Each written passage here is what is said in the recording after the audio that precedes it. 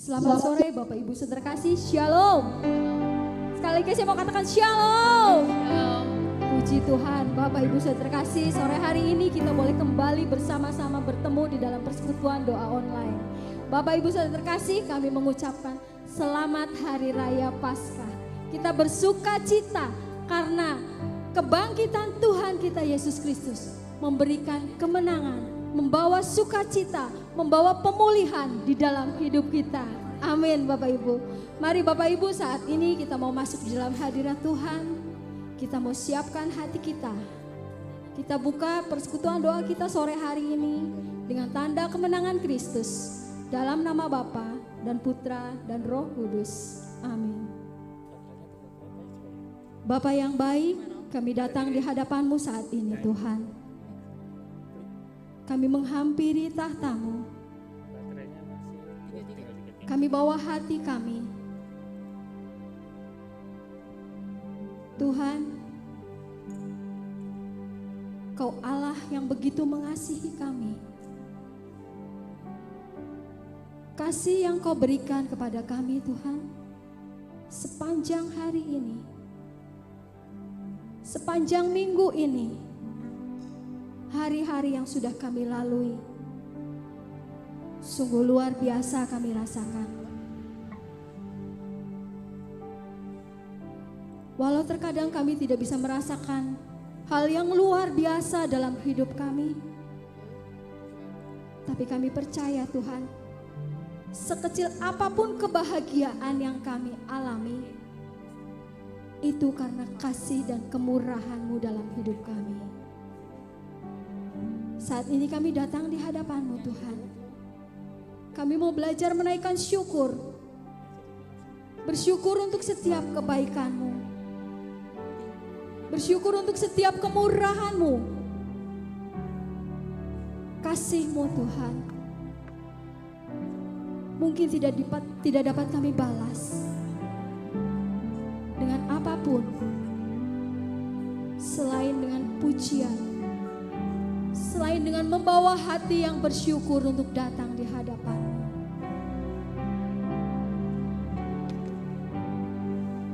Kami mau angkat pujian di hadapan-Mu Tuhan.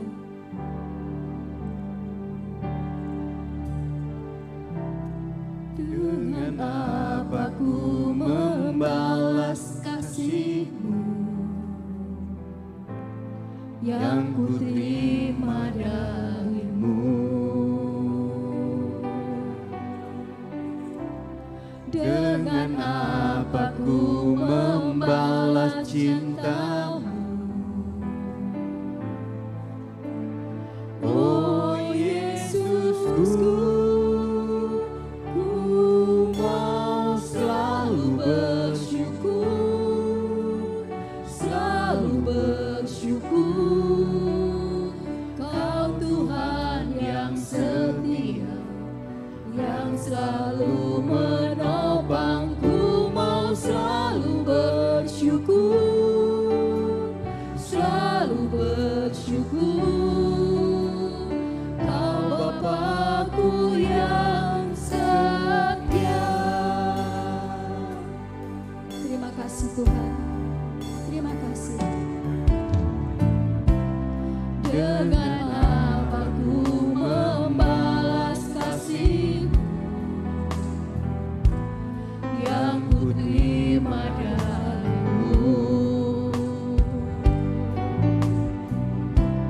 Dengan apa ku membalas cinta-Mu, oh Yesusku, ku mau selalu bersyukur, selalu bersyukur.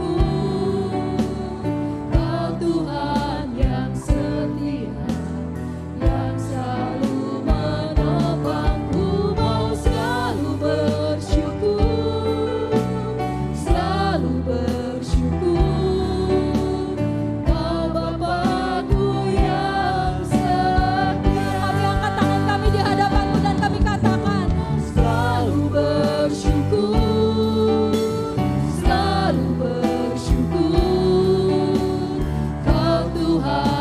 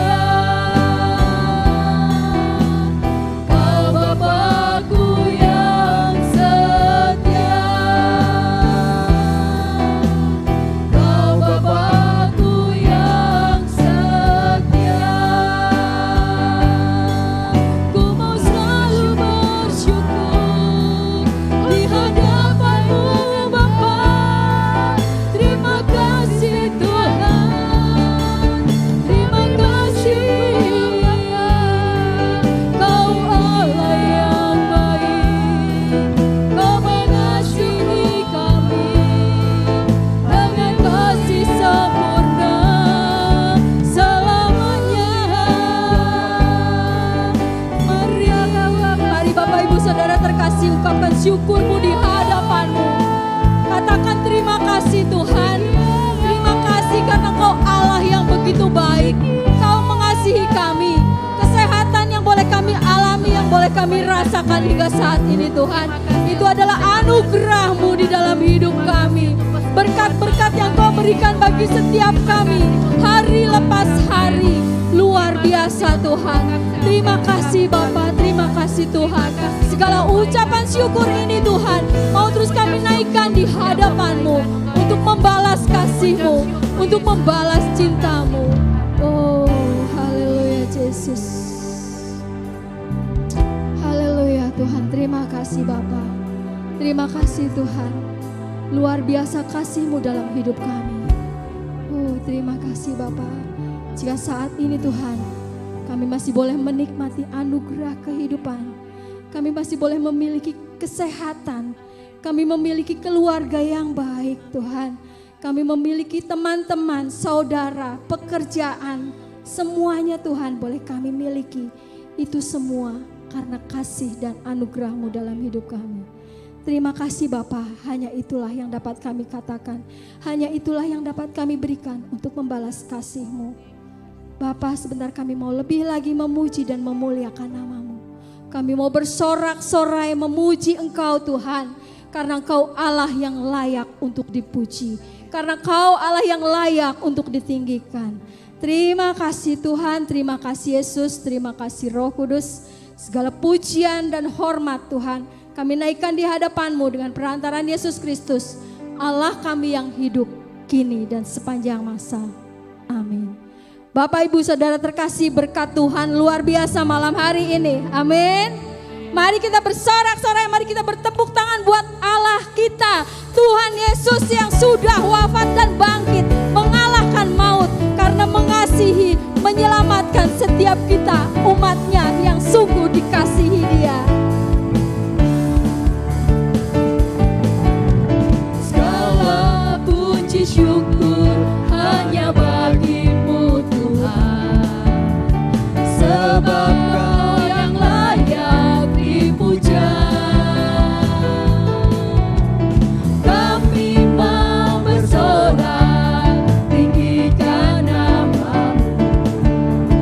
Haleluya. Sekali lagi katakan, segala puji bagi-Mu. Segala puji syukur hanya bagi-Mu Tuhan, sebab Kau yang layak dipuja. Kami mau bersorak, tinggikan nama-Mu. Haleluya. Kami mau bersorak bagi-Mu Tuhan. Soraklah, haleluya. Soraklah, haleluya. Haleluya. Soraklah, haleluya. Soraklah, haleluya. Haleluya. Amin. Segala pujian dan syukur kami bagi-Mu. Segala puji syukur hanya bagi-Mu Tuhan, sebab Kau yang layak dipuja. Amin, amin Tuhan. Kami mau bersorak, tinggikan nama-Mu. Haleluya. Mari bersoraklah. Soraklah, haleluya. Soraklah, haleluya. Haleluya. Soraklah, haleluya. Soraklah, haleluya. Haleluya. Teruslah bersorak bagi Tuhan. Soraklah, haleluya. Soraklah, haleluya. Haleluya.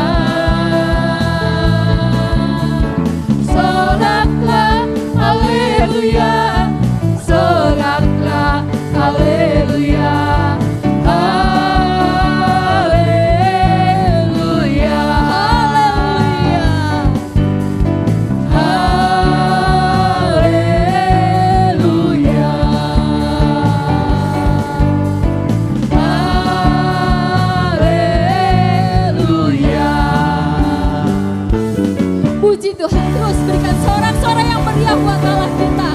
Allah yang sudah bangkit, Allah yang sudah membuktikan kasih-Nya bagi setiap kita semua. Tuhan, kerahkanlah kekuatan-Mu, bangkitlah di dalam kami Tuhan, agar kami sungguh juga boleh menjadi umat-umat pemenang.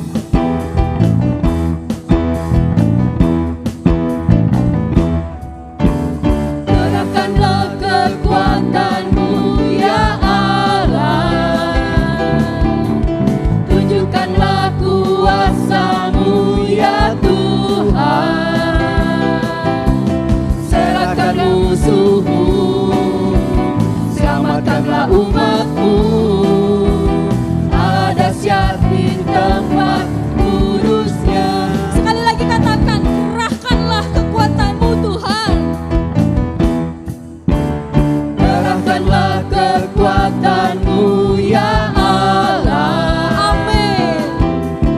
tunjukkanlah kuasa-Mu ya Tuhan, serahkan musuh-Mu, selamatkanlah umat-Mu, Allah dahsyat di tempat kudus-Nya. Puji Tuhan, Allah bangkit. Allah bangkit, bersoraklah. Bersama-sama katakan. Hey! Allah bangkit, bernyanyilah. Musuh dikalahkan, umat-Nya dibebaskan. Allah dahsyat di tempat kudus-Nya. Allahku bangkit. Allah bangkit, bersoraklah.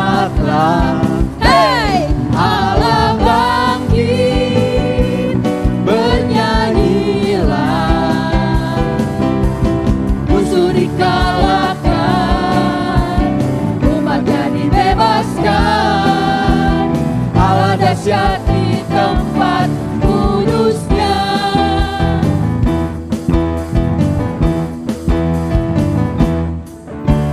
Kerahkanlah kekuatan-Mu ya Allah, tunjukkanlah kuasa-Mu ya Tuhan,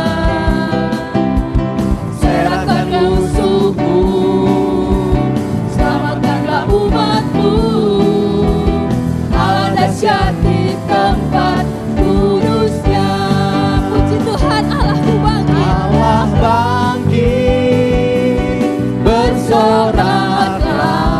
Hey! Allah bangkit, bernyanyilah. Musuh dikalahkan, umat-Nya dibebaskan. Allah dahsyat di tempat kudus-Nya. Allah bangkit, bersoraklah. Hey! Allah bangkit, bernyanyilah. Musuh dikalahkan, umat-Nya dibebaskan. Allah dahsyat di tempat kudus-Nya. Serukan. Allah dahsyat, Sekali lagi. Allah dahsyat, Lagi. Allah dahsyat, Allah dahsyat, Allah dahsyat di tempat kudus-Nya. Puji Tuhan, beri sorak-sorai yang meriah buat Allah kita. Oh, haleluya. Terima kasih Tuhan. Terima kasih Bapa. Kasih-Mu yang luar biasa Tuhan, memberikan satu pemulihan, memberikan satu semangat yang baru untuk kami boleh menjalani hari-hari kami ke depan. Bapak Ibu Saudara terkasih, saat ini kita mau masuk di dalam hadirat Tuhan lebih lagi. Mari kita siapkan hati kita. Kita mau datang di hadapan-Mu Tuhan. Kami menghampiri tahta-Mu yang maha kudus Tuhan. Bapa, kami sadar bukan karena kuat dan gagah kami, bukan juga karena rupa dan kekayaan kami. Engkau memilih kami, menyelamatkan kami, mengangkat kami menjadi anak-Mu. Tetapi Engkau mencari hati seorang hamba. Tuhan, semoga Engkau temukan di dalam hati kami hati seorang hamba yang mau belajar taat dan setia selalu di dalam hidup kami, sampai kami dapat mengatakan kepadamu, terjadilah padaku Tuhan menurut perkataanmu.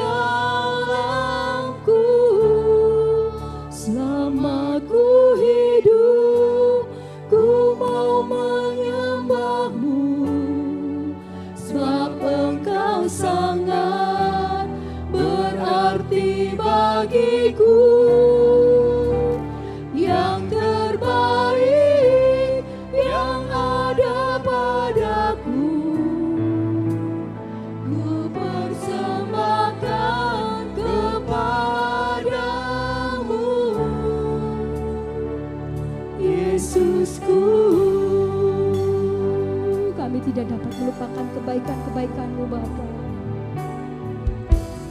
Ku tak dapat lupakan kebaikan yang ku terima,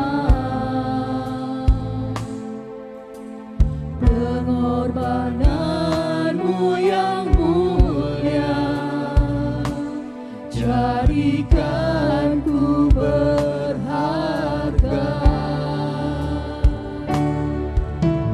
Kau tulus menerima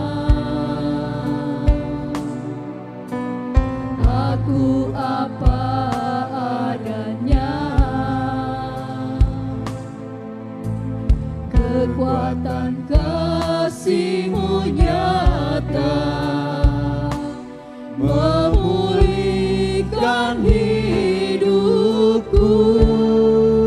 Kau bukan Tuhan yang melihat rupa, Kau bukan Tuhan yang memandang harta.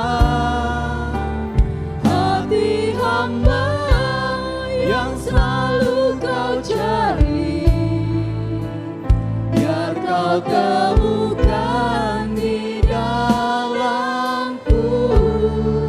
Selama ku hidup, ku mau menyembah-Mu, sebab Engkau sangat berarti bagiku. Yang terbaik yang ada padaku, ku persembahkan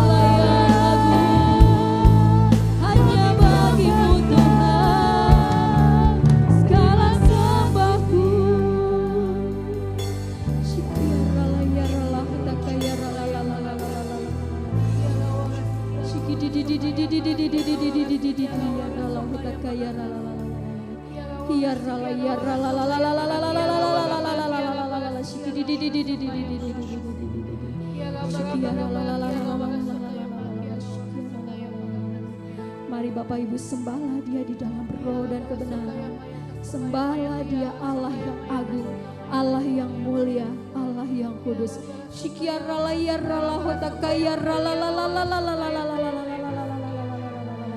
Hanya Kau Allah yang layak disembah, hanya Kau Allah yang layak diagungkan.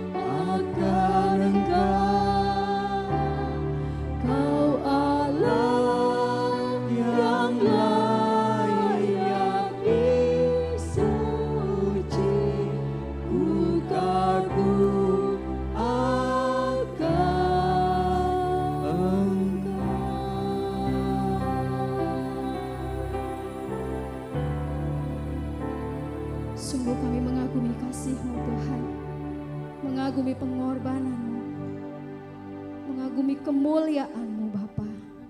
Terima kasih Tuhan.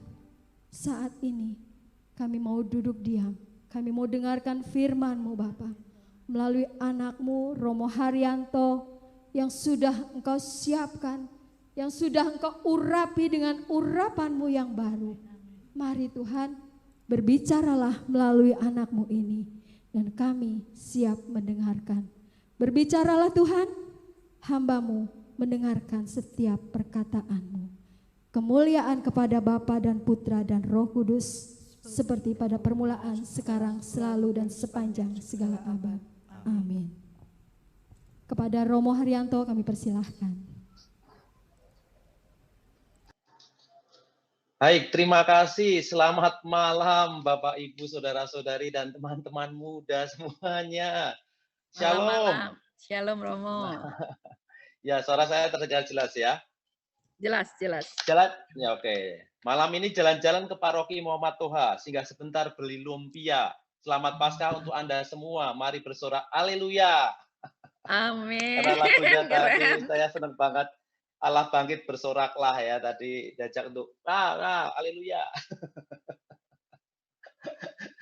Oke, salam sukacita untuk semuanya. Selamat Paskah. Saya senang banget berjumpa dalam ruang virtual ini.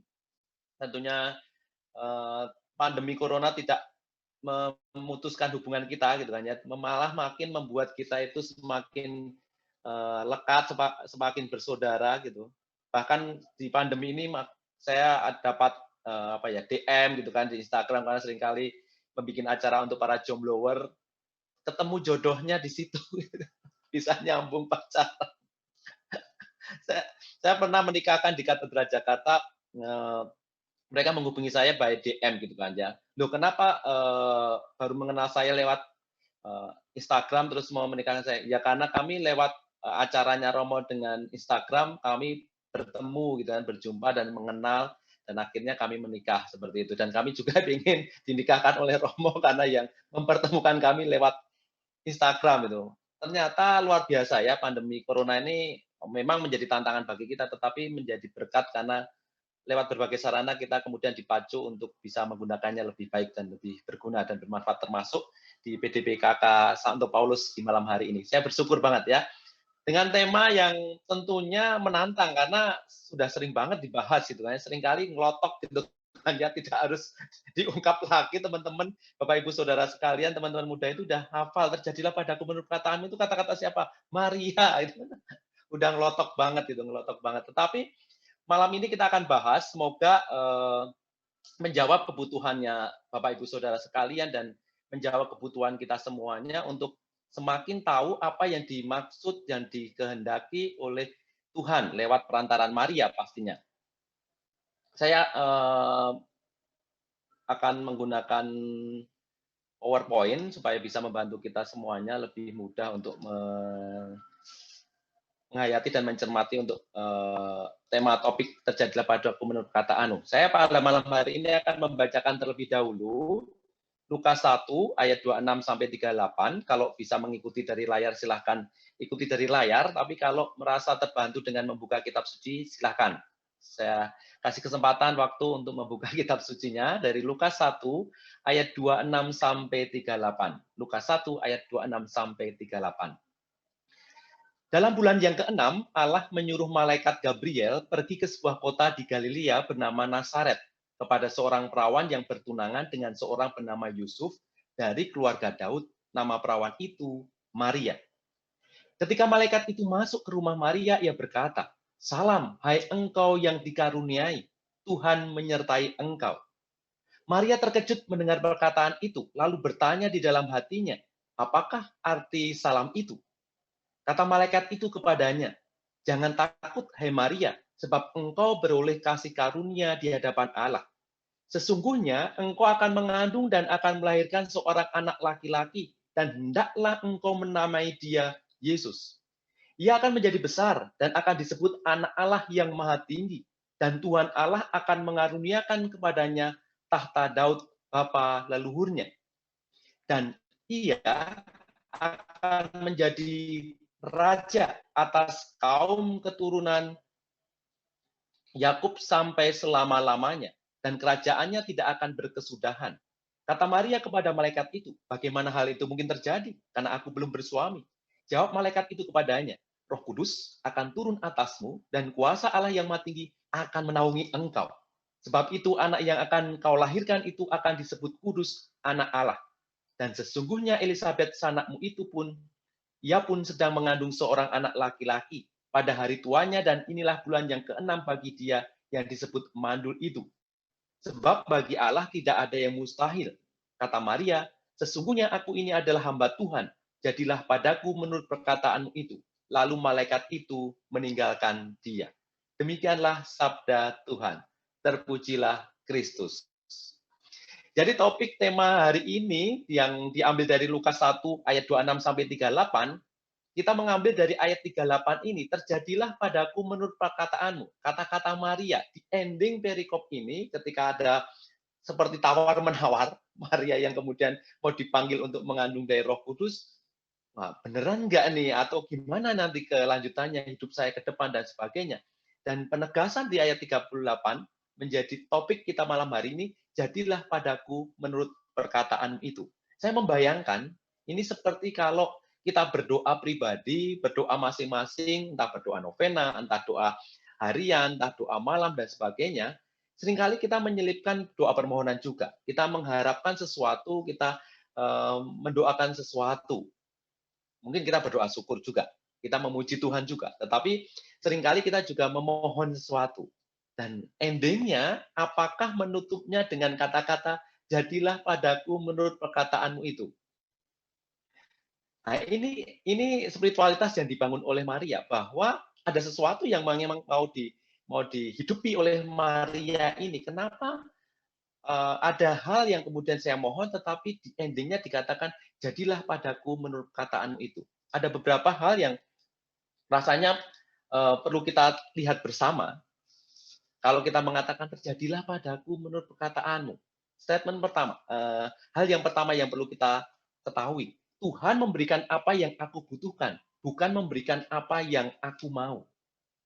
Nah, "Terjadilah padaku menurut perkataanmu" ini mengandung konsekuensi kesadaran betul dari diri kita bahwa Tuhan itu memberikan apa yang aku butuhkan, bukan memberikan apa yang aku mau. Seperti kalau kita kemudian dulu ingat waktu masih SD gitu kan ya, masih SD kemudian lihat orang naik motor gitu. Wah, pengen nih bisa naik motor sendiri, kayaknya gagah banget nih kalau bisa naik motor, bisa kebut-kebutan atau bisa pamer kepada teman-teman yang lainnya, "Nih, gua nih bisa naik motor." Kemudian kita minta pada orang tua, "Pak, Bu, atau Pa, Ma, belikan aku motor. Aku mau berlatih motor." tentunya orang tua kita akan membuat pertimbangan. Usiamu itu belum cukup. Secara psikologis, kamu belum punya keseimbangan, belum bisa mengendalikan dirimu. Kalau ada apa-apa, pasti kamu belum bisa kemudian bertanggung jawab atau kemudian tidak grogi ketika mengendalikan motor dan sebagainya. Dan usiamu juga belum 17 tahun, belum bisa mendapatkan surat izin mengemudi. Maka kemudian pertimbangannya tidak akan dikasih. Kita bisa melihat orang tua tidak memberikan apa yang ku mau, tetapi mereka memberikan apa yang kubutuhkan. Mungkin cocoknya kamu di usia SD ini sepeda, supaya kamu olahraga, supaya kamu hidupnya itu bergerak dan sebagainya, dan kau bisa melatih keseimbangan kamu dan sebagainya, latih keseimbangan. Maka orang tua memberikan apa yang kubutuhkan, bukan yang ku mau. Ini gambarannya. Terjadilah padaku menurut perkataanmu. Ini kalau kita dudukkan, kita memohon, oh iya, kita memohon pada Tuhan. Tetapi Tuhan itu akan memberikan apa yang kita butuhkan, bukan apa yang kita mau. Sehingga seringkali orang bertanya, kenapa ya doa saya kok tidak terkabul-kabul? Saya sudah berdoa berulang kali, kenapa saya juga tidak dikabulkan? Kalau kita lihat, apakah Tuhan itu memberikan yang aku butuhkan, bukan yang ku mau. Yang kedua, ada sesuatu yang menarik juga. Tuhan sedang menjagamu. Tuhan sedang menjaga kita. Kalau kita mengatakan terjadilah padaku menurut perkataanmu, ada sikap yang kemudian, oh Tuhan biarlah engkau juga terlibat dalam hidupku untuk menjagaku. Bukan terutama kemampuanku yang kemudian saya tonjolkan, tetapi ia juga terlibat dalam hidupku, menjaga hidupku. Saya ingat gitu, waktu masih seminari, jadi nggak apa-apa ya, bongkar-bongkar masa lalu itu paling mudah itu memberi contoh diri sendiri, gitu kan, nggak ada yang protes. Pengalaman langsung itu, waktu saya masih seminari, di seminari menengah pada waktu itu, saya mengenal seorang gadis, cewek, terus kemudian kita jalan bareng, merasa akrab, merasa kok kayaknya ada hati gitu kan ya, terus kemudian nggak tahu istilahnya pacaran atau apapun, tapi kemudian pada titik tertentu, ketika saya berdoa terjadilah padaku menurut perkataanmu, itu ada sesuatu yang kemudian mengajak saya untuk melihat, apakah ini yang dikehendaki Tuhan atau tidak? Apakah ini yang kemudian mau dimaui oleh Tuhan atau tidak? Ada situasi yang kemudian, oh, ada yang diingatkan pada hidup saya. Tuhan mengingatkan, panggilanmu sebenarnya apa? Arah hidupmu kalau masuk seminari, tujuanmu itu mau kemana? Di situ dari mengingatkan itu, kemudian saya berdiskusi dengan diri, berdiskusi dengan Tuhan, dan kemudian ngobrol langsung dengan ceweknya, kita harus membuat keputusan. Karena ini Tuhan itu mengingatkan saya. Dan akhirnya kami memutuskan jalan masing-masing, pisah baik-baik, dan saya kemudian mengatakan, oh ya Tuhan, pada titik ini Engkau menjagaku. Tuhan sedang menjagaku. Tuhan menjagaku dan mengingatkan panggilanku. Terjadilah padaku menurut perkataanmu, seringkali menyakitkan bagi kita. Dipisah, saya baru senang-senangnya nih. Relasi, siapa sih yang nggak sedih gitu kan ya, membuat keputusan berpisah dan sebagainya. Tetapi ketika saya kemudian menyadari itu, oh ya, Tuhan ternyata sedang menjagaku, menjaga panggilanku, menjaga arah hidupku. Kedua, perlu diingat juga bahwa terjadilah padaku menurut perkataanmu itu ada sesuatu rencana yang lebih besar. Tuhan sedang menyiapkan yang lebih besar. Ada rencana yang lebih besar yang biasanya tidak kita sadari. Kalau kita imani akan mendukung hidup kita lebih lanjut, mendukung panggilan kita, mendukung keputusan kita dalam hidup berkeluarga, dalam pekerjaan, dan sebagainya.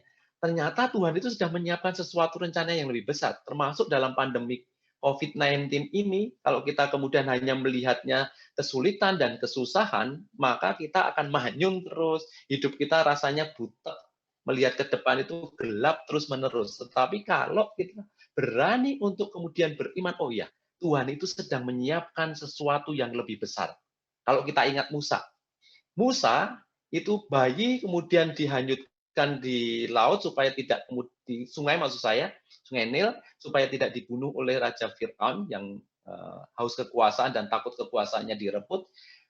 bayi ini ditemukan oleh salah satu putri dari Firaun ini dan kemudian dirawat, dibesarkan di lingkungan kerajaan. Hidupnya sudah nyaman, hidupnya sudah enak banget gitu kan di lingkungan kerajaan, kurang apa lagi. Tetapi Allah memanggil Musa. Dia dipanggil untuk membawa bangsa Israel keluar dari penindasan di tanah Mesir ke tanah terjanji, tanah Israel dan sebagainya. Ini keluar dari situasi yang nyaman itu nggak enak. Dulu kita mungkin nyaman, bebas kemanapun, kuliner, gitu hanya bisa makan dimanapun, bebas ketemu, PDWKK bisa ke Aulang, ketemu langsung, virtual, dan sebagainya. Tetapi malam ini, tim pujiannya ada di latar belakangnya, bikin adem banget gitu ya. Ada air terjunnya banyak sekali, itu di mana itu? Atau di ruang aulanya Paulus Muhammad Toha sudah banyak air terjunnya gitu. Ada sesuatu yang menarik yang kemudian ditantang atas hidup kita. Kita diajak untuk keluar dari comfort zone, dari zona nyaman hidup kita. Musa juga ditarik untuk keluar dari kenyamanan hidup di dalam kerajaan, hidup dalam lingkungan istana, dia diajak keluar oleh Tuhan. Ternyata ketika dia berani mengikuti panggilan Tuhan dan membawa bangsa Israel keluar dari Mesir, ada sesuatu yang besar yang telah direncanakan oleh Tuhan dan kita nikmati hingga hari ini. Mereka dibawa ke tanah terjanji, harus melewati padang pasir, padang gurun selama 40 tahun, tetapi selama 40 tahun itu menjadi medan pendidikan bagi bangsa Israel. Di situ ada 2 loh batu, ada hukum Taurat, ada banyak pendidikan. Kalau kita baca di Bilangan, di Keluaran, ada banyak kebijaksanaan yang diberikan kita manusia ini. Dan kita pakai hingga hari ini. Berkat Musa yang mau memimpin bangsa Israel keluar dari Mesir. Maka kita bersyukur ada sesuatu rencana besar yang telah direncanakan oleh Tuhan. Maka juga soal pandemi ini, kalau kita kemudian mensyukuri, kemudian kita melihat peluang-peluang, tentu Tuhan sedang menyiapkan rencana besar atas hidup kita. Terjadilah padaku menurut perkataanmu. Yang ketiga, kalau kemudian kita lihat,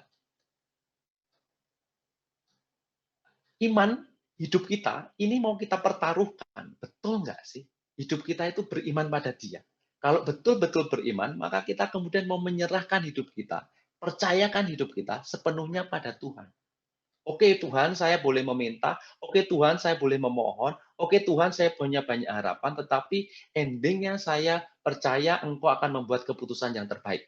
Saya juga tidak akan menyesal. Saya juga tidak akan kemudian merasa ditinggalkan. Saya tidak kemudian merasa bahwa doa saya tidak terjawab.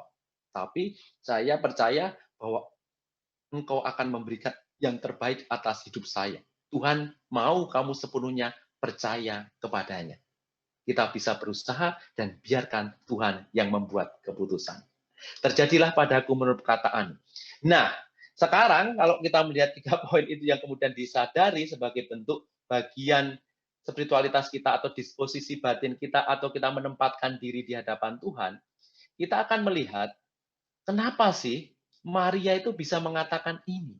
Bisa mengatakan, aku ini hamba Tuhan, jadilah padaku menurut perkataanmu. Apakah itu kata-kata spontan? Apakah kata-kata grogi tidak bisa menjawab apapun? Atau kata-kata yang kemudian meluncur begitu saja?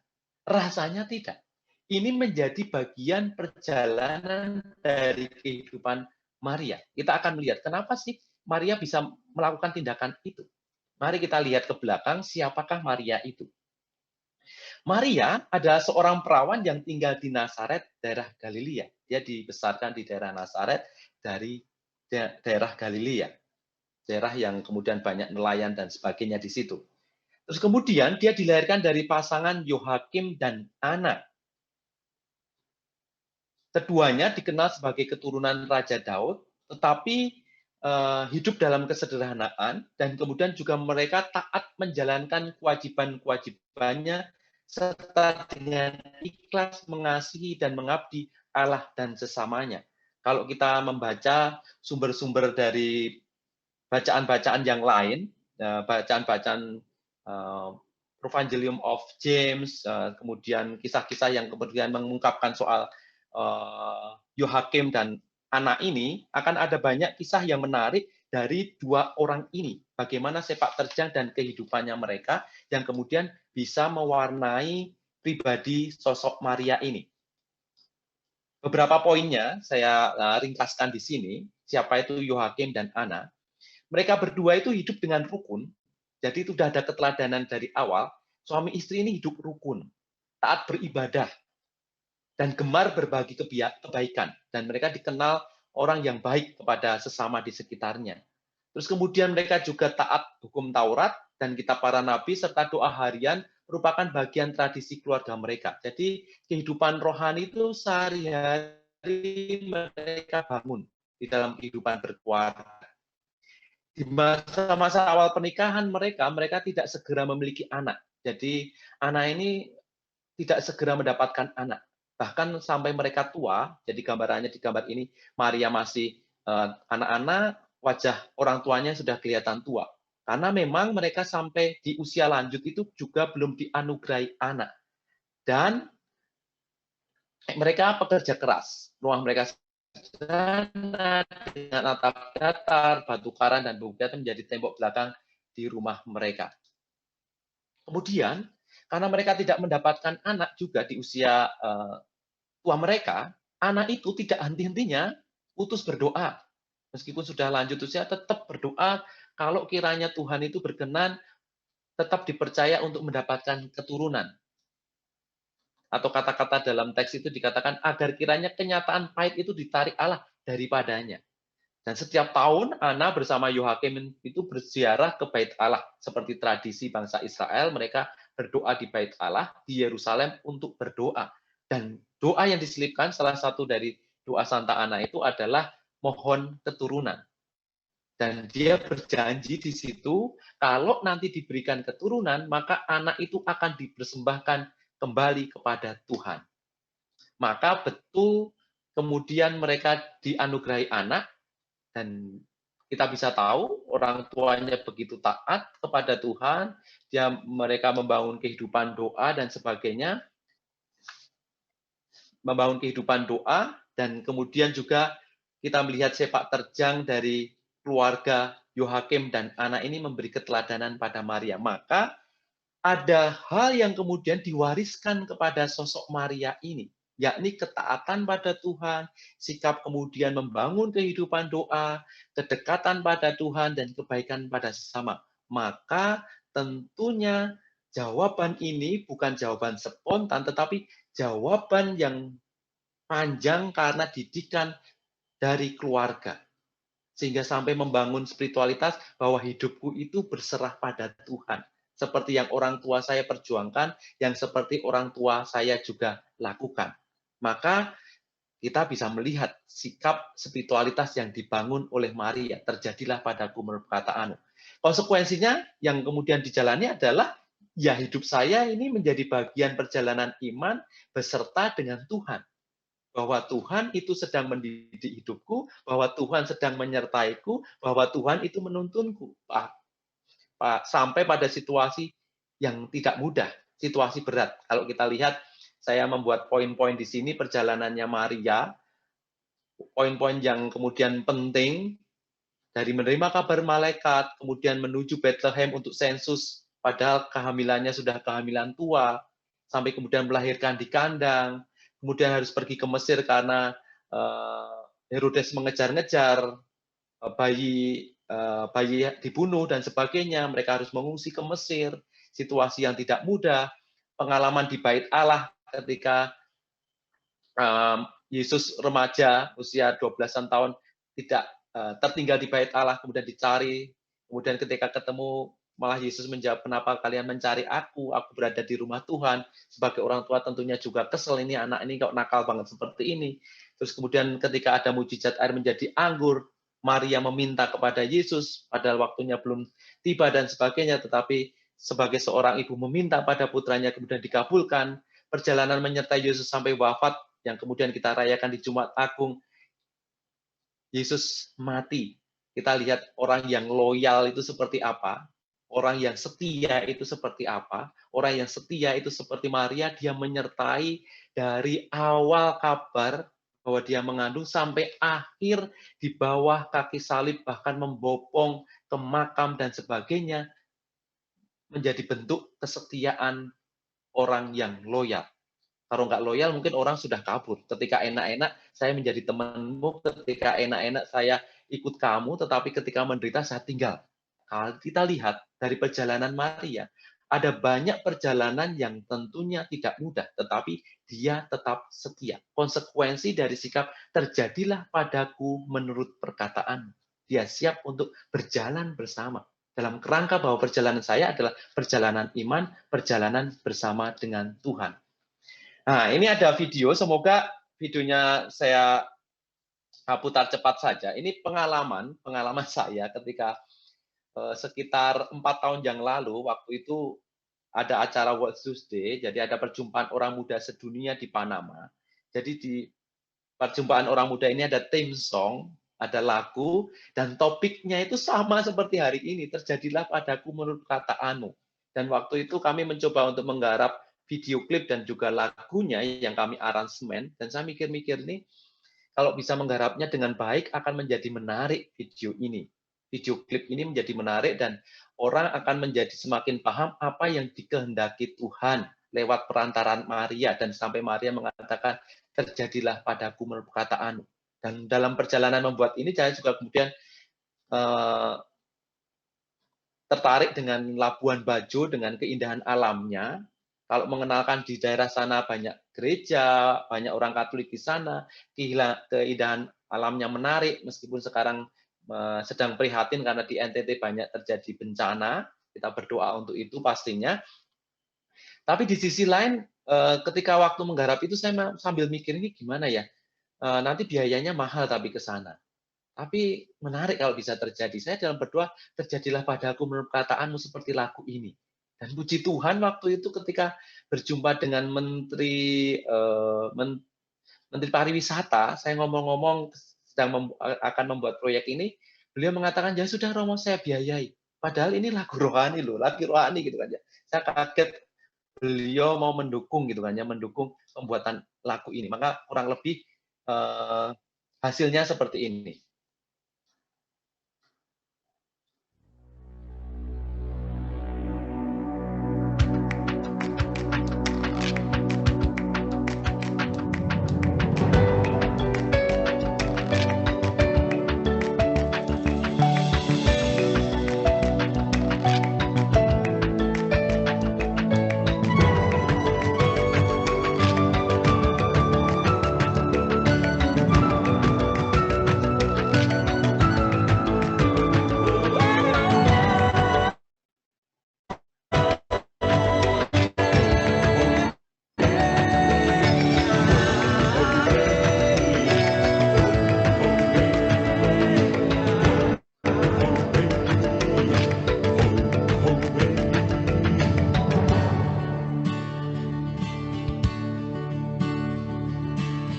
Kami peziarah yang datang hari ini dari banyak kota dan benua.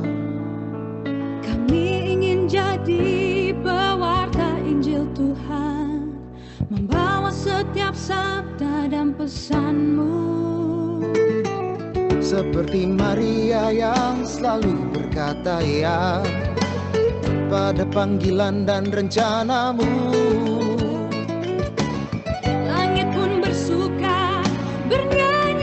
Gembira, seluruh bumi memuji kebesaran-Mu.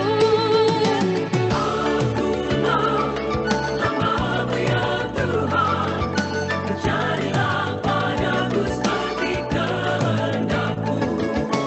Akulah nama-Mu ya Tuhan, terjadilah padaku seperti kehendak-Mu. Akulah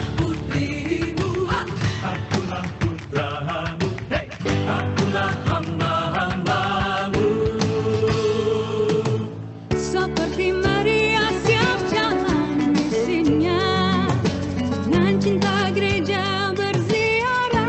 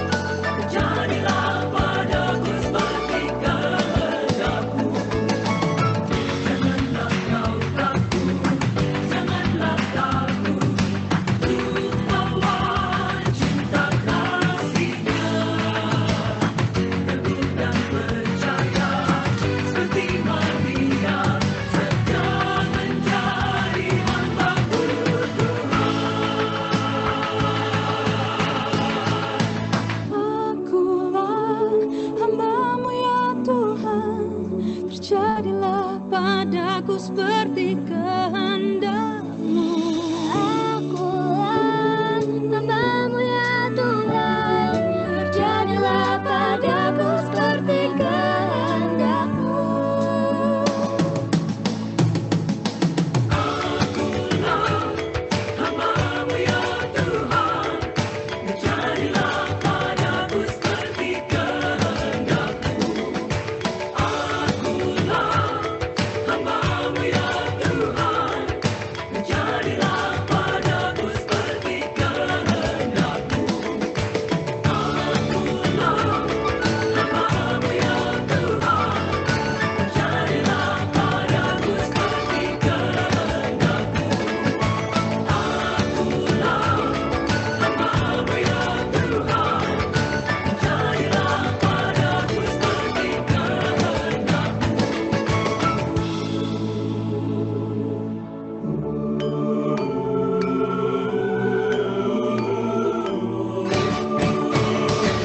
Pada waktu itu pun ketika membuat ini saya selalu mendoakan terjadilah padaku perkataanmu, karena memang kita membuat story-nya, membuat skripnya dan sebagainya, tetapi ketika di lokasi ada banyak hal yang ternyata lebih menarik gitu kan, yang membuat kita ketika ketemu dengan orang lokal di air terjun, ketika banyak teman-teman muda di sana yang bisa kemudian membantu dilibatkan dan sebagainya, padahal waktu itu hanya targetnya mengambil gambar sekitar 2 hari sampai 3 hari harus beres gitu kan.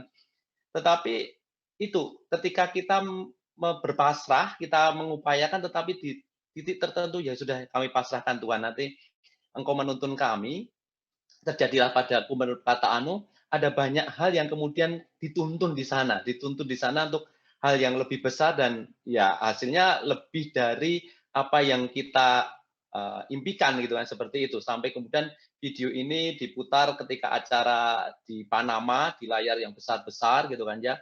Ya sehingga semua tahu oh ini Indonesia, itu keren gitu kan ya pemandangannya gitu. Ini sesuatu yang kalau kemudian saya mengatakan bahwa oke, saya mengusahakan yang terbaik, tetapi biar Tuhan yang kemudian mengatur segalanya. Tuhan pasti punya rencana besar atas apa yang kita lakukan.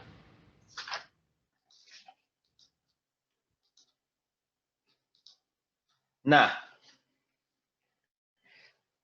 kalau kita melihat sosok Maria ini yang mengungkapkan terjadilah padaku menurut kata-Mu, malaikat itu memberitahu bahwa dia telah dipilih untuk tugas yang luar biasa, namun juga sangat serius, yakni mengandung, melahirkan, dan membesarkan. Tidak hanya kemudian mengandung saja atau melahirkan saja, tetapi dia juga membesarkan. Tahap membesarkan ini kan tahap yang sangat penting dan juga tidak mudah. Maria menganggap perjalanan hidupnya itu yang penuh dilema. Apakah kalau kita kemudian tangkap atau pilih sebagai hukuman atau didikan atau pembelajaran hidup? Menarik dari sosok Maria, ketika terjadilah padaku menurut perkataanmu itu kemudian dia hayati, bahwa apa yang terjadi dalam hidupnya itu bukan sebagai hukuman. Kalau sebagai hukuman, maka dia akan mengeluh sepanjang jalan, atau sepanjang perjalanan hidupnya. Atau kemudian dia akan melarikan diri, atau kemudian dia menghindar, atau kemudian dia mengatakan tidak kuat. Tetapi kalau pembelajaran dan didikan, maka dia akan tetap menjalani dan melangkahkan hidupnya maju ke depan. Kalau melihat sikap dari Maria, kalau saya tadi melihat peristiwa-peristiwa yang saya gambarkan tadi, Maria tetap berjalan maju terus, dia pantang mundur. Bahkan ketika dia harus menyaksikan anaknya menderita, membawa salib dan dipaku di kayu salib, mati di salib, dia bisa tetap tegar di situ karena ada pembelajaran pendidikan iman. Termasuk Ana dan Yohakim telah mendidik kehidupan berimannya dari dini. Sehingga dia ketika dari mulai remaja sudah kemudian harus menjalani kehidupan yang tidak mudah itu, dia tetap bisa tabah dan tetap berjalan. Sehingga dia mengatakan sesungguhnya itu aku hamba Tuhan, jadilah padaku menurut perkataan. Nah ini hukuman atau didikan ini akan menjadi semakin menarik kalau kita kemudian juga melihat di pandemi ini saat ini. Kalau kita melihat di awal 1 tahun atau 1 tahun yang lalu lebih kita melihat pandemi ini, mungkin kita ada banyak orang yang mengungkapkan Kalau saya udah berdoa berulang-ulang, kenapa tidak juga pandemi berlalu? Apakah Tuhan itu ada nggak sih? Gitu kan. Tuhan mendengarkan aku nggak sih? Tuhan mendengarkan doa-doa kami atau nggak sih? Kok rasanya ke depan itu tidak ada harapan? Kok seakannya lewat lorong gelap, ada kehidupan atau tidak? Padahal kalau kita menempatkan bahwa pandemi itu bukan sebagai hukuman tetapi didikan, seperti yang dirasakan oleh Maria sebagai pendidikan, Allah mendidik kita, itu maka kita akan melihat bahwa, oh iya, Tuhan itu tidak tidur. Gusti itu ora sare. Tuhan itu menyertai, tetapi sekarang itu kita sedang dididik untuk menjadi generasi yang lebih baik. Sedang dididik untuk semakin boleh beriman padanya. Semakin dididik untuk menjadi lebih berkualitas lagi. Kalau saya tadi contohkan Musa, mungkin bisa juga melihat Abraham. Sosok Abraham itu juga, dia di zona nyaman. Kalau kemarin kita melihat Paus berkunjung di Irak gitu kan ya, juga di Ur gitu kan. Ur itu kan tempat awal muasalnya dari sosok Abraham. Daerahnya sudah daerah perkotaan pada zaman itu, daerahnya subur dan sebagainya. Terus Kastim itu kurang apa gitu kan ya. Tetapi Allah mengutus Abraham nih menjadi bapak bangsa untuk membawa banyak orang itu semakin dekat pada Tuhan. Kalau dia mau menolak, bisa dia tetap hidup di zona nyaman. Tetapi dia memilih situasi yang tidak nyaman untuk karya besar Allah. Dia menerima untuk dididik, maka dia keluar dari zona nyaman untuk berani dididik oleh Allah. Bahkan pendidikannya pada tahap akhir ketika dia sudah usia lanjut, diminta oleh Tuhan untuk mengorbankan anaknya Ishak. Sebagai seorang beriman dia merelakan, tetapi kemudian digantikan dengan kambing seperti itu. Allah sedang mendidik kita. Juga Paulus gitu kan. Kalau sudah menonton film Apostle of Christ gitu kan. Bagaimana Paulus juga dididik di usianya yang sudah dewasa, sudah mapan, dia sudah mendapatkan jabatan dipercaya mengejar-ngejar orang Kristiani yang sangat hebat gitu kan ya, membunuh, menyiksa mereka, tetapi ketika penampakan dia ditampaki oleh Yesus, kenapa engkau menyiksa aku dan sebagainya, dia berbalik arah menjadi orang yang sungguh sangat mengasihi Kristus. Bahasanya cinta, kekerasan dibalas dengan belas kasih, kekerasan dibalas dengan cinta. Meskipun dia kalau pernah nonton yang Apostle of Christ filmnya itu, dia dipojokkan yang membakar kota Roma dan sebagainya, tapi lagi-lagi jangan balas itu dengan kekerasan, tetapi balaslah dengan cinta. Pada Nero dia dengan cinta terus, dengan kasih terus. Sikapnya ternyata membuat banyak jemaat bisa terbangun dengan baik. Ada banyak komunitas yang didampingi oleh Paulus. Jemaat di Korintus, jemaat di Filipi, jemaat di Tesalonika, dan sebagainya. Semuanya bisa didampingi dengan baik dan mengajarkan cinta kasih. Ada hal yang menarik, ada karya besar ketika Paulus mengatakan, ya Tuhan, hidupku terjadilah padaku menurut perkataanmu, dia dipakai oleh Tuhan untuk mempertobatkan banyak orang dan membawa banyak orang pada Kristus. Dan hingga hari ini kita melihat bagaimana banyak orang kemudian setia pada Tuhan dan memuliakan Tuhan. Maka terjadilah padaku menurut perkataanmu, ada banyak hal yang kemudian boleh kita timba, kita diajak untuk berjuang sampai final, karena Tuhan sedang mendidik kita. Termasuk dalam pandemi ini kita sedang dididik oleh Tuhan. Dididik macam-macam gitu ya. Ada dididik kita mungkin kita keluar dari zona nyaman kita. Mungkin selama ini kita sudah nyaman kumpul-kumpul, kita sudah nyaman kesana kemari kulineran, kita sudah nyaman melakukan banyak hal dengan pekerjaan-pekerjaan kita selama ini. Kita dididik saat ini untuk membuat inovasi dan terobosan.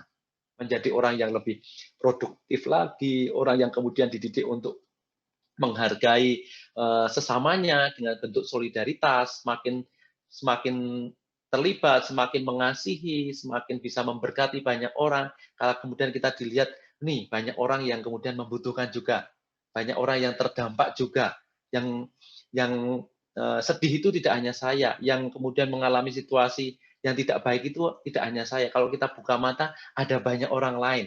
Kita diajak untuk terlibat, menjadi berkat, semakin solider pada yang lain dan sebagainya. Hidup di bumi sebagai rumah kita. Nah, ini diantaranya ya. Hidup hemat, hidup sehat, hidup produktif. Ini menjadi kita dididik saat ini. Bagaimana kita tidak membuang-buang banyak hal. Di sisi lain ada banyak orang yang kelaparan. Kita sedang dididik untuk berani hemat. Kita dididik untuk hidup sehat. Selama ini mungkin kita makan tidak usah cuci tangan. Ngapain cuci tangan? Sekarang kita sehari-hari bawa hand sanitizer. Sering-sering cuci tangan. Kita diajak untuk budaya sehat. Kalau Kristus juga mati di kayu salib itu, kemudian bangkit pada hari ketiga, itu mau mendidik kita bahwa kehidupan yang ingin diperjuangkan oleh Tuhan. Bukan kematian, tetapi budaya kehidupan. Maka mari kita jaga kesehatan, saling menjaga satu sama lain. Nah, di ending saya mau mengingatkan lagi, kalau kita bicara soal terjadilah padaku menurut perkataanmu, seperti yang diungkapkan Maria, dalam diskusi, dalam dialog, di ending dengan malaikat, dia sampai kemudian mengatakan, oke Tuhan, terjadilah padaku menurut perkataanmu. Maka kita bisa menempatkan diri, menyadari diri, bahwa Tuhan memberikan apa yang kita butuhkan. Termasuk ketika saudara-saudari, teman-teman muda semuanya, mengharapkan sesuatu, memohon sesuatu, kita diingatkan, oh ya, bukan aku yang mau yang dikabulkan, tetapi yang aku butuhkan. Yang tahu kebutuhanku itu Tuhan. Yang tepat dan cocok dengan kebutuhanku itu Tuhan. Maka Tuhan itu memberikan apa yang aku butuhkan. Bukan yang aku mau. Aku maunya dia. Tapi ternyata kok putus ya. Tetapi kenapa kok di tengah jalan tiba-tiba putus? Ya, ini Tuhan mengarahkan hidupku bahwa bukan itu yang kubutuhkan. Mungkin yang lain, yang pas. Mungkin kamu dipanggil menjadi suster, menjadi imam gitu ya, promosi panggilan saya. Jadi sadari betul bahwa seringkali kita menempatkan diri kadangkala memaksa Tuhan untuk apa yang ku mau, tetapi bukan menempatkan yang aku butuhkan. Maka kalau kita berani memberikan apa yang aku butuhkan, Tuhan memberikan, tahu sadar bahwa Tuhan memberikan apa yang aku butuhkan, maka kita akan menyadari bahwa Tuhan sedang menjaga kita. Dia sedang menjaga kita, menjaga hidup kita, menjaga iman kita, menjaga supaya kita itu tidak sombong, tidak lupa diri, bahwa semuanya bisa aku lakukan sendiri dan sebagainya. Tapi ternyata kepasrahan, keterlibatan Tuhan dalam hidupku itu penting banget. Tuhan sedang menjaga kita untuk semakin dekat dengan Dia dan tidak lepas dari Dia. Ada yang pernah bertanya pada saya, beberapa waktu yang lalu ada Muslim tentara datang ke paroki dan kemudian datang, apa ya Romo ya, Tuhan kok susah-susah jadi manusia, kok Tuhan kok jadi manusia disalib gitu kan ya. Saya mengatakan, nah, karena Tuhan itu sangat cinta pada manusia, dia sampai berani untuk mendekati manusia dengan cara manusia. Kalau Tuhan mendekati dengan cara Tuhan, kami mungkin sudah jiper duluan atau kemudian merasa kecil duluan dan kemudian kami tidak dekat, merasa dekat. Tetapi karena Tuhan itu menjadi manusia, maka kami menjadi sangat dekat. Dan Tuhan juga sangat mencintai kami, mau mendekati kami manusia ini. Karena Dia betul-betul ingin menjaga kita, menjaga umat manusia, maka Dia mau dekat dan bahkan berani menjadi manusia.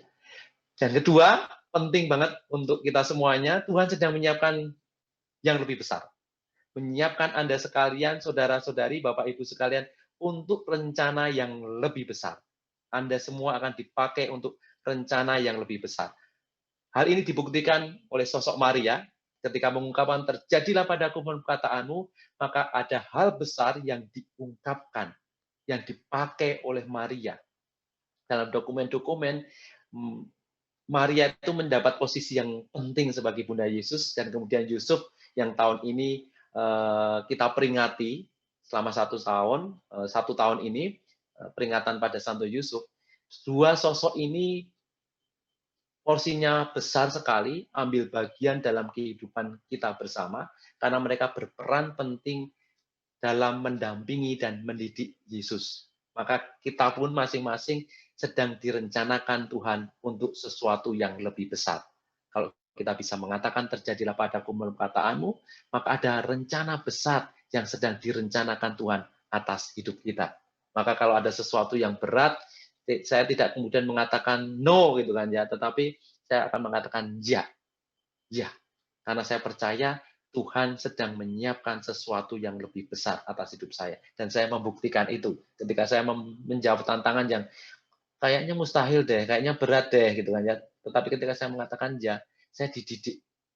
Saya menjadi lebih banyak belajar lagi, pengen tahu lebih banyak hal lagi. Saya kemudian menjadi semakin punya banyak wawasan, semakin banyak ilmu dan sebagainya. Ketika saya mungkin mengatakan no, mungkin banyak hal yang kemudian tidak saya ditambahkan atas hidup saya. Tetapi ketika saya ya, maka spontan kemudian saya ditambahkan banyak hal dan ada banyak rencana besar yang kemudian saya rasakan di situ. Yang ketiga, Tuhan mau kamu sepenuhnya percaya padanya. Sebagai seorang beriman, Maria dibesarkan dalam keluarga Yohana dan juga Yohakim, Ana dan Yohakim, maksud saya, Yohakim dan Ana, mereka dididik menjadi orang yang dekat pada Tuhan, beriman pada Tuhan, dan pendidikan orang tuanya ternyata tidak gagal. Maria dekat pada Tuhan, dan dia sepenuhnya menjalani hidupnya dalam perjalanan iman. Seperti juga dialami oleh Abraham, Musa, Paulus, dan sebagainya. Mereka sepenuhnya pada percaya Tuhan untuk membawa mereka melayani banyak orang di sekitarnya. Maka Bapak Ibu Saudara-saudari sekalian, saya percaya Anda semuanya yang percaya pada Tuhan sekarang sedang direncanakan Tuhan untuk hal yang lebih besar. Maka jangan ragu dalam doa-doa Anda mengatakan terjadilah padaku menurut perkataan. Terima kasih. Terima kasih Sisrian. Terima kasih juga Romo Haryanto. Sebelumnya kami minta nanti Romo menutup di dalam doa dan berkat sesudah lagu persembahan ya Romo. Bapak Ibu Saudara terkasih, sungguh kita malam hari ini begitu diberkati secara luar biasa. Kita mendengarkan firman Tuhan yang memberikan satu pengajaran yang baru yang mungkin selama ini kita hanya terpaku pada satu ayat saja, hanya pada kata-kata seperti itu. Tapi malam hari ini kita dibukakan apa itu, bagaimana kita keluar dari zona nyaman kita, bagaimana kita mau menanggapi firman Tuhan dengan mengatakan, aku ini hamba Tuhan, terjadilah padaku menurut perkataanmu. Bapak Ibu Saudara terkasih, sebelum kita memberikan persembahan, mari sebelumnya kita mau kembali bersatu di dalam doa. Sebelumnya saya mengajak Bapak Ibu, kita mau bersama-sama berdoa untuk bangsa kita. Bapak, saat ini kami bersatu hati, berdoa untuk bangsa Indonesia. Kami membawa bangsa ini ke dalam tangan-Mu. Engkau tahu apa yang sedang terjadi saat ini. Banyak bencana alam seperti gempa, tanah longsor, banjir, gunung meletus, dan wabah COVID-19. Ampunilah dosa bangsa kami, pandanglah bangsa ini dengan belas kasihan-Mu. Berikan pertolongan-Mu atas bangsa kami. Bebaskan bangsa Indonesia dari bencana alam dan wabah COVID-19. Lindungilah dan selamatkan orang-orang yang menjadi korban bencana alam dan mereka yang terpapar COVID-19. Kuatkanlah iman kami, hidupkanlah terus harapan kami, dan bantulah kami untuk semakin murah hati dan peduli kepada mereka yang membutuhkan. Doa ini kami panjatkan dengan perantaraan Tuhan kami Yesus Kristus yang hidup dan berkuasa sepanjang segala masa. Amin. Bapa, sungguh kami rindu Tuhan. Kami rindu bangsa kami memperoleh satu pemulihan. Kami rindu bangsa kami memperoleh satu kemenangan di dalam menghadapi masalah-masalah yang harus kami hadapi saat ini. Terima kasih Tuhan untuk firman-Mu malam hari ini. Terima kasih karena Engkau membukakan satu hal yang baru yang selama ini mungkin tidak kami pikirkan, tidak kami mengerti, tapi malam hari ini kami boleh lebih lagi mengerti. Bapa, saat ini juga kami berdoa untuk saudara-saudara kami yang berulang tahun. Untuk Bapak Herman Wiryawan, untuk Ibu Mailan, untuk Ibu Sondari, juga untuk Bapak Sutikno. Mari Tuhan, Kau Allah yang sudah begitu mengasihi mereka. Di sepanjang umur hidup mereka, Kau memberkati mereka selalu, Kau memberikan mereka kesehatan, damai, sejahtera, dan sukacita. Biarlah Tuhan di tahun-tahun yang akan datang, di tahun-tahun yang akan mereka jalani ke depan nanti, damai, sejahtera, dan sukacitamu selalu menyertai mereka. Kasih dan kemurahan-Mu selalu bersama dengan mereka. Ya Allah, jika sebentar juga kami akan memberikan persembahan, Tuhan, Engkau Allah yang memberikan kerinduan bagi setiap kami. Engkau yang taruh di dalam hati kami. Seberapa besar, seberapa banyak kami memberikan persembahan malam hari ini. Karena kami tahu Tuhan, keadaan saat ini sungguh memerlukan kami untuk lebih lagi membuka hati kami, membuka diri kami, saling mempedulikan saudara-saudara kami yang saat ini mengalami berbagai macam bencana. Tuhan, berikan yang terbaik untuk kemuliaan nama-Mu. Mari Tuhan, Kau berkati setiap tangan-tangan yang memberikan persembahan malam hari ini. Biar kiranya berkat-Mu senantiasa lebih dan lebih lagi atas mereka. Segala doa dan ucapan syukur ini Bapa, kami persembahkan kepadamu dengan perantaran Yesus Kristus Allah kami yang hidup, kini dan sepanjang masa. Amin. Bapak, Ibu, Saudara terkasih, mari kita iringi, kita berikan satu pujian, persembahan kepada Tuhan. Ajar kami Tuhan, untuk mengerti setiap rencana-rencana-Mu dalam hidup kami. Untuk mengerti setiap kehendak-Mu dalam hidup kami.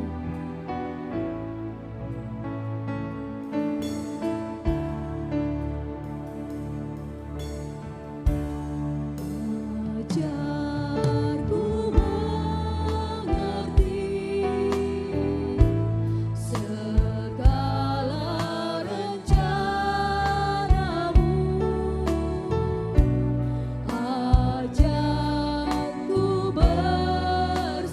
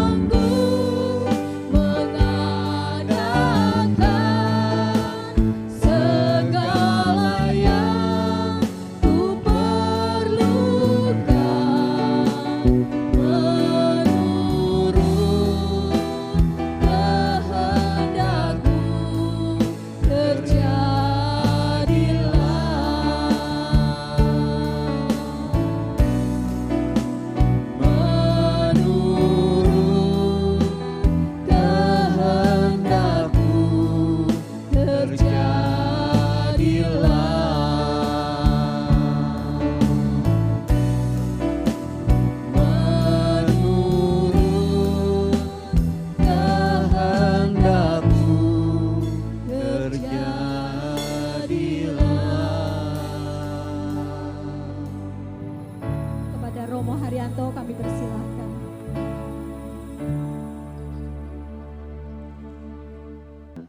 Mari kita buat tanda kemenangan Kristus dalam nama Bapa dan Putra dan Roh Kudus. Amin. Tuhan, semoga kami tidak kaku, keluh, beku, mengikuti keinginan diri melulu. Tetapi biarlah kami menjadi pribadi yang cair, mau mendengar, dan bersikap seperti Maria, terjadilah padaku menurut perkataanmu. Karena kami percaya bahwa yang kami lakukan, apa yang terjadi dalam hidup kami, tentunya sesuai dengan kebutuhan kami. Engkau memberikan apa yang kami butuhkan, bukan apa yang kami mau. Dan kami percaya bahwa Engkau sedang menjaga kami. Engkau sedang menyiapkan rencana yang lebih besar atas hidup kami. Dan kami ingin diajak dan dididik untuk sepenuhnya percaya pada kehendak-Mu. Dalam situasi ini, seringkali kami mengalami keresahan. Dalam situasi ini, seringkali kami merasa bingung dengan masa depan kami. Apa yang Engkau rencanakan atas hidup kami. Tetapi kami percaya Tuhan, dengan sikap terjadilah padaku menurut perkataanmu, kami akan menjalani hidup kami dengan penuh rasa syukur, menjalani hidup kami dengan penuh berkat, karena kami percaya Engkau akan terus menjaga kami, Engkau akan terus mengarahkan hidup kami untuk sampai kepada Engkau sendiri. Ya Tuhan, kami bersyukur kami boleh berjumpa dalam PD online ini, dalam ruang virtual ini. Kami boleh saling mengenal, kami boleh disatukan dalam nama-Mu sendiri, dan kami boleh terus ditantang untuk menjadi pribadi yang lebih berkembang. Semoga kami boleh meneladani pribadi Maria yang taat kepada Engkau dan setia hingga final, setia hingga akhir. Sertailah langkah hidup kami, pekerjaan kami, orang-orang yang kami cintai dan kasihi, dan semoga kami pun semakin punya hati untuk sesama di sekitar kami, khususnya yang membutuhkan uluran tangan kami. Kami mohon berkat-Mu, kami mohon perlindungan-Mu, dan mohon penyertaan-Mu. Tuhan serta-Mu, dan serta-Mu juga. Semoga kita semua, keluarga kita, segala usaha baik hidup kita, dan komunitas khususnya untuk PD online ini selalu dilindungi, dibimbing, dan diberkati Allah Bapa yang Maha Kuasa, Bapa dan Putra dan Roh Kudus. Amin. Salam, Tuhan memberkati. Terima kasih. Selamat Paskah.